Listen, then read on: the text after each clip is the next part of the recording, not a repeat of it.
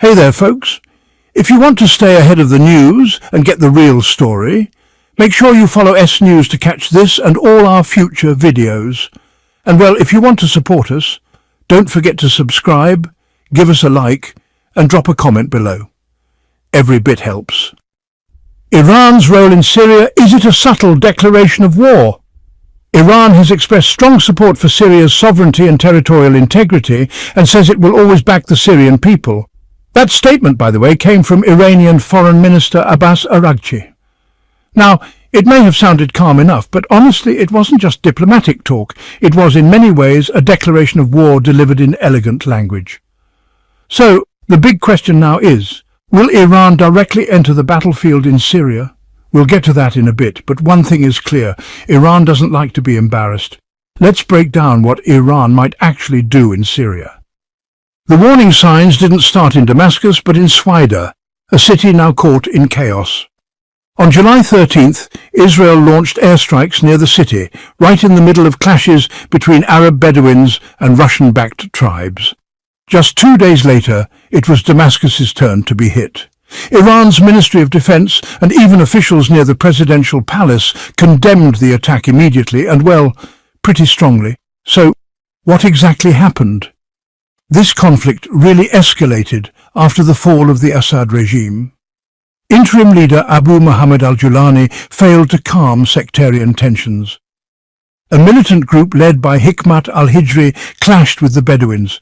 Government forces sent to stabilize the area were accused of siding with one party. The Druze then launched a counterattack which prompted Israel to step in, allegedly to protect the Druze population, by bombing Syrian military positions. Now, the conflict has grown even more complicated. New Shia militias have emerged, allegedly backed by Iran and armed by China. Their main targets, al-Julani and Israel. But honestly, these new militias are just one part of a much bigger picture. Israel is trying to take advantage of Syria's power vacuum, hoping to expand its territory and weaken its enemies. Since Assad's fall, Israel has seized the opportunity to act. And let's be honest, it has done so aggressively. Their goals are pretty clear: cripple Syria's military, target Iran's remaining forces, destroy chemical weapons stockpiles, and capture as much strategic land as possible. From Israel's perspective, as long as there's no stable government in Damascus, they should strike first and take control first. In just 7 months since Assad fell, Israel has carried out 987 air and artillery strikes, along with 421 ground attacks. Their targets include air bases, weapons depots, air defense systems and military ports in Tartus and Latakia. One by one, Syria's military infrastructure has been disabled.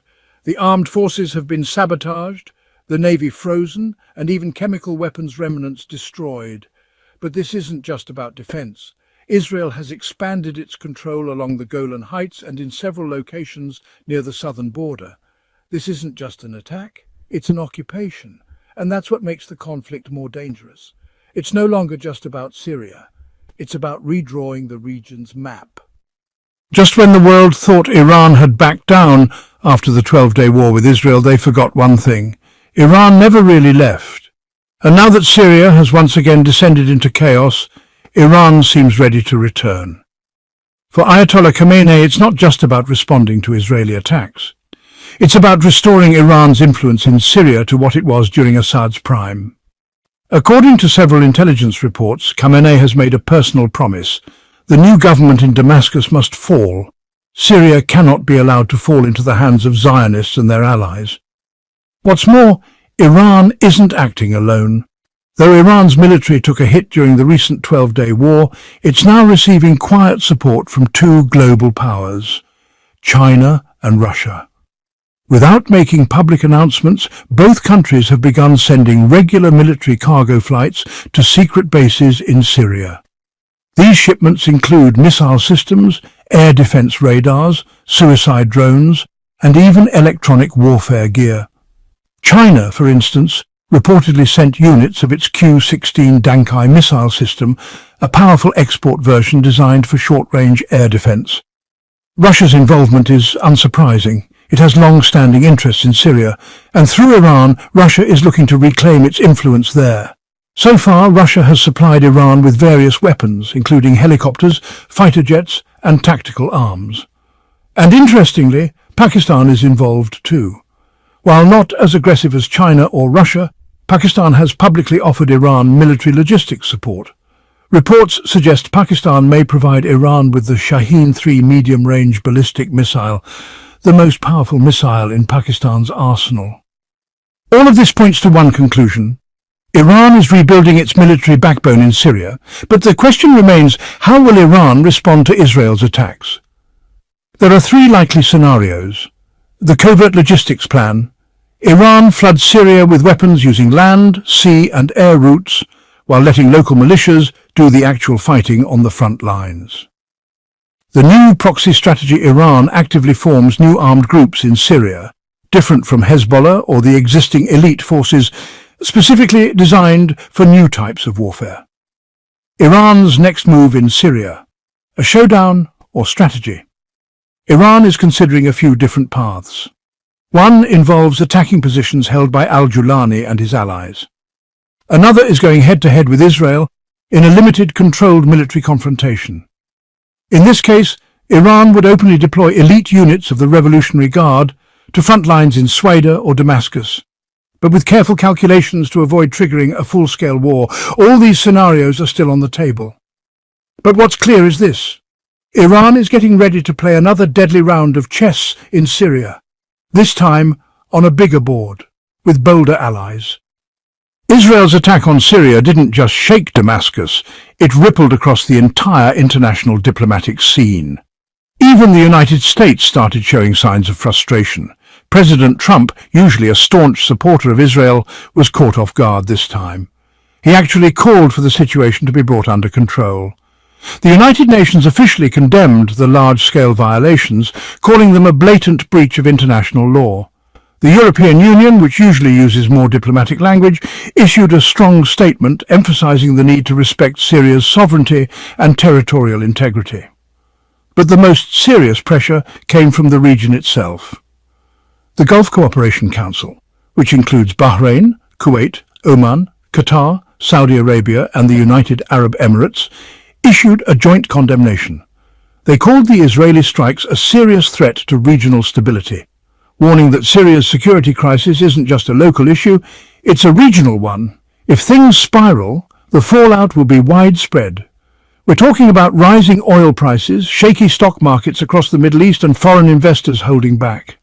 Everyone knows that if Syria collapses again, it could spark a new, larger wave of refugees and proxy wars, even worse than before. There was, however, a brief bright spot. After fierce fighting between the Druze and a Bedouin Arab tribe, a ceasefire deal was finally reached. United States mediation brought together representatives of the Syrian government, Druze leaders and Bedouin tribal chiefs. Before long they signed a local peace agreement. Under the deal, hundreds of Bedouin families left Sweida to reduce tensions. The fighting stopped. The streets became quiet again. But unfortunately, that calm is only surface deep. This ceasefire is fragile, filled with uncertainty. The Bedouin faction openly stated that they won't stop fighting the Druze, especially if Israeli support keeps coming in. The Syrian government, which initially claimed success in reducing the violence, has started evacuating more Bedouin families, clearly fearing the ceasefire could collapse at any moment. Looking ahead, there are two possible scenarios. De-escalation. If international powers, especially the United States and Russia, put real pressure on both sides, there's a chance the current agreement could turn into a more solid foundation for peace. Escalation. But if a single bullet triggers retaliation, the ceasefire could fall apart within hours, especially if Iran-backed or Israel-backed militias get more involved. Right now, the mood in Sweida feels like waiting for a spark. And if it comes, this won't just be a tribal dispute. It'll become a showdown between two major regional powers. Finally, thanks for sticking with us and listening to the story. If you want to stay updated and support our work, make sure to follow S News and check out our future videos. Don't forget to subscribe,